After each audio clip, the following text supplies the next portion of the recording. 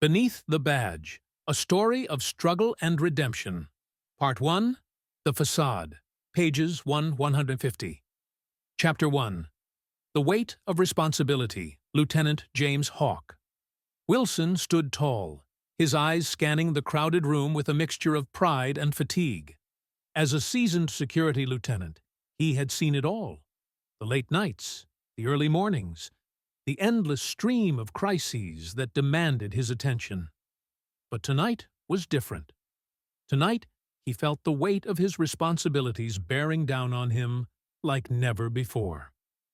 As he made his way through the throng of officers and security personnel, Wilson's mind began to wander to the bottle of bourbon waiting for him at home. It was his comfort, his escape, his poison. He knew it was a problem, but he couldn't seem to stop. The sound of his phone buzzing broke his reverie. "Lieutenant Wilson," he answered, his voice firm despite the growing unease in his stomach. "Lieutenant, we've got a situation at the downtown complex. Reports of a disturbance, possibly related to the gang activity we've been tracking." Wilson's grip on the phone tightened. "I'm on my way. Keep the situation contained until I arrive." As he hung up and began to make his way out, Wilson couldn't shake the feeling that he was living a lie. The badge on his chest, the gun at his hip, they were symbols of a man he used to be, not the person he was becoming. Chapter 2, A Glimpse of the Past. Wilson's thoughts drifted back to his early days on the force, when every call was a challenge, every arrest a victory.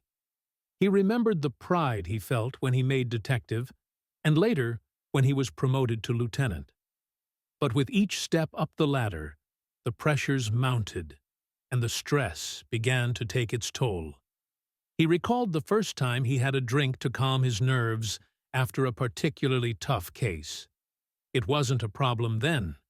It was just a way to unwind. But over time, the unwinding became a necessity, and the necessity turned into an addiction. Chapter 3, The Signs Begin to Show. Colleagues started to notice changes in Wilson. He was often late to meetings, his decisions were sometimes questionable, and there were whispers about his increasing reliance on painkillers for an old injury.